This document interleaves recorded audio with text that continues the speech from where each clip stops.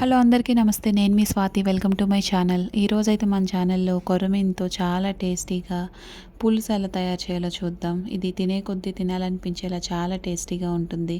దీనికోసమైతే 1 KG వరకు కొర్రమీను తీసుకొని ఏమాత్రం నీచు వాసన లేకుండా శుభ్రంగా వాష్ చేసుకొని, ఒక స్పూన్ పసుపు, కారము, అదేవిధంగా ఒక స్పూన్ నూనె వేసుకొని ఈ చేప ముక్కలకి వీటన్నింటిని బాగా పట్టించి పక్కన పెట్టుకోవాలి. ఇలా చేయడం వల్ల చేప ముక్కలు ఏమాత్రం నీచు వాసన లేకుండా పులుసు టేస్ట్ అనేది చాలా బాగుంటుంది. ఆ తర్వాత ఒక పెద్ద నిమ్మకాయ సైజ్ అంత చింతపండు తీసుకొని దీన్ని వాటర్లో నానబెట్టుకొని పక్కన పెట్టుకోవాలి. ఆ తర్వాత పులుసు కోసం పెద్దవైతే 1.5 ఉల్లిపాయ, అదేవిధంగా చిన్నవైతే ఒక 2 ఉల్లిపాయల వరకు తీసుకొని ఇలా చిన్న చిన్న పీసెస్ కింద కట్ చేసుకోవాలి. అదేవిధంగా ఒక 2 పచ్చిమిర్చి, ఒక టొమాటో తీసుకొని చిన్న చిన్న పీసెస్ కింద అయితే ఇలా చూపిస్తున్న విధంగా కట్ చేసుకొని పక్కన పెట్టుకోవాలి. ఈ టొమాటో వేయడం వల్ల పులుసు టేస్ట్ అనేది చాలా బాగుంటుంది. ఆ తర్వాత ఈ పులుసు కోసం మసాలా పేస్ట్ ఎలా తయారు చేయాలో చూద్దాం. ఈ మసాలా పేస్ట్ కోసం ఒక 2 ఇంచుల అల్లం తీసుకొని చిన్న చిన్న పీసెస్ కింద అయితే కట్ చేసుకోవాలి. అదేవిధంగా ఒక 10-12 వెల్లుల్లి రెబ్బలు, ధనియాలు, దాల్చిన చెక్క, జాజికాయ, జాపత్రి, జీలకర్ర, లవంగాలు, యాలకులు తీసుకొని వీటన్నింటిని ఒక మిక్సీ జార్లో వేసుకొని తగినన్ని వాటర్ పోసుకొని మెత్తటి పేస్ట్లో అయితే గ్రైండ్ చేసుకోవాలి. ఈ పేస్ట్ వల్ల పులుసుకి చాలా మంచి అరోమా, అదేవిధంగా టేస్ట్ అయితే వస్తాయి. దీనికోసం వేరేగా ధనియాల పొడి, గరం మసాలా లాంటివి ఏమీ యూజ్ చేయనవసరం లేదు. ఈ ఒక్క పేస్ట్తో మనం టేస్టీగా పులుసుని అయితే తయారు చేసుకోవచ్చు. ఇంకా తయారీ విధానం కోసం ఒక కడాయిని స్టవ్ మీద పెట్టుకొని ఇలా 3 టేబుల్ స్పూన్స్ వరకు ఆయిల్ వేసుకోవాలి. చేపల పులుసు కోసం ఆయిల్ అనేది ఎక్కువగానే పడుతుంది. అదేవిధంగా ఆవాలు, జీలకర్ర, పోపు దినుసులన్నీ వేసుకొని మనం కట్ చేసుకున్న ఆనియన్స్, పచ్చిమిర్చి వేసుకొని అదేవిధంగా ఒక 3 ఎండుమిర్చి, కరివేపాకు వేసుకొని వీటన్నింటినీ మంచి గోల్డెన్ కలర్ వచ్చేదాకా వేయించుకోవాలి. ఇలా చూపిస్తున్న విధంగా గోల్డెన్ కలర్ వచ్చేంత వరకు వేయించుకొని దానిలో మనం ఆల్రెడీ తయారు చేసి పెట్టుకున్న పేస్ట్ ఒక 2 టేబుల్ స్పూన్ల వరకు వేసుకొని ఆ పేస్ట్ కూడా ఏమాత్రం పచ్చివాసన లేకుండా బాగా కలుపుకోవాలి. ఈ విధంగా పోపంతా బాగా వేగాక ఈ పోపులో ఒక స్పూన్ వరకు కల్లుప్పు, అదేవిధంగా ఆల్రెడీ మనం పసుపు వేసుకున్న ముక్కలకి పట్టించాం కాబట్టి దానికి సరిపోయేలా కొంచెం పసుపు కూడా వేసుకొని బాగా కలుపుకోవాలి. చేపల పులుసులో కల్లుప్పు వేయడం వల్ల టేస్ట్ అనేది చాలా బాగుంటుంది. ఇలా చూపిస్తున్న విధంగా దీన్ని మరో 2 నిమిషాల పాటు బాగా కలుపుకున్నాక ఆల్రెడీ మనం కట్ చేసుకున్నటువంటి టొమాటో వేసుకొని దీన్ని కూడా ఒక హాఫ్ మినిట్ పాటు బాగా కలపాలి. ఇదంతా బాగా మిక్స్ అయ్యాక ఈ టొమాటో బాగా మగ్గడం కోసం మూత పెట్టుకోవాలి. ఈ మూత పెట్టుకుని ఒక 2 నిమిషాలు మగ్గిస్తే టొమాటో అనేది ఇలా చూపిస్తున్న విధంగా మెత్తగా మగ్గిపోతుంది.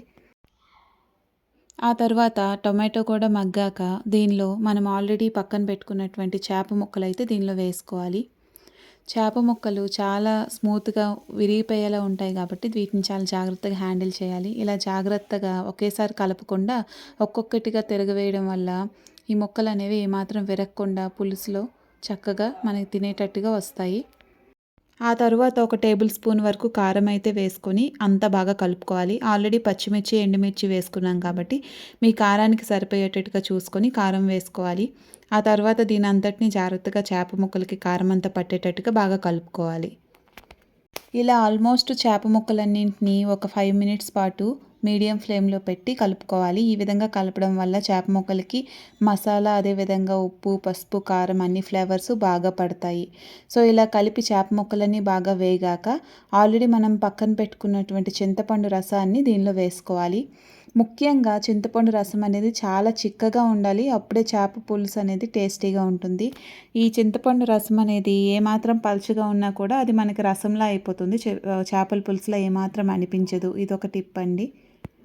ఇలా చింతపండు చిక్కటి రసాన్ని చేప ముక్కల్లో వేశాక 5 to 7 మినిట్స్ పాటు హై ఫ్లేమ్లో పెట్టుకొని ఈ పులుసుని అయితే ఉడికించుకోవాలి. దీనివల్ల చేప ముక్కలు అనేవి చక్కగా ఉడుకుతాయి. అదేవిధంగా ఈ పులుపు తగలగానే చేప ముక్కలు గట్టిపడతాయి. దీనివల్ల చేప ముక్కలు విరగకుండా పులుసు అనేది పర్ఫెక్ట్గా వస్తుంది. అదేవిధంగా ఈ చేపలు ఉడకడానికి కూడా పెద్దగా టైం తీసుకోదు కాబట్టి ఒక 5 to 7 మినిట్స్ పాటు హై ఫ్లేమ్లో పెట్టుకొని ఇంకో 2 మినిట్స్ పాటు లో ఫ్లేమ్లో పెట్టుకొని అయితే దీన్ని పులుసు అయితే రెడీ చేసుకోవచ్చు. ఇలా చూపిస్తున్న విధంగా ఒక 5 మినిట్స్ మరగగానే దీనిలో ఈ పులుపుని బ్యాలెన్స్ చేయడానికి ఒక టీ స్పూన్ వరకు బెల్లాన్ని తీసుకొని కలుపుకోవాలి. బెల్లం వేసుకున్నాక ఈ పులుసు అంతటినీ బాగా కలుపుకోవాలి. ఈ పులుపు, బెల్లము, అదేవిధంగా కారము, ఉప్పు వీటన్నీ సమతుల్యంగా సెట్ అయ్యి పులుసు అనేది చాలా టేస్టీగా అయితే ఉంటుంది. ఇలా బెల్లాన్ని వేసుకున్నాక మరో 2 మినిట్స్ పాటు ఈ పులుసుని మరిగించుకొని, చింతపండు మనం వేసేటప్పుడు కాస్త పలుచగా ఉంటుంది కదా! అదంతా చిక్కబడి మంచి పులుసు కన్సిస్టెన్సీకి అయితే వస్తుంది.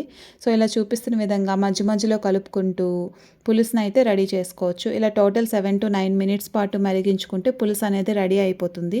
ఆఖరిగా ఇలా చూపిస్తున్న విధంగా కొత్తిమీరని వేసుకొని మొత్తం పులుసు అంతటిని ఒకసారి కలుపుకోవాలి. సో, ఇలా చూపిస్తున్న విధంగా కన్సిస్టెన్సీ అయితే ఇలా ఉండాలండి. అప్పుడు పులుసు టేస్ట్ అనేది బావుంటుంది. పలుచగా కాకుండా, చిక్కగా కాకుండా పులుసు కన్సిస్టెన్సీ అయితే ఇలా ఉండాలి.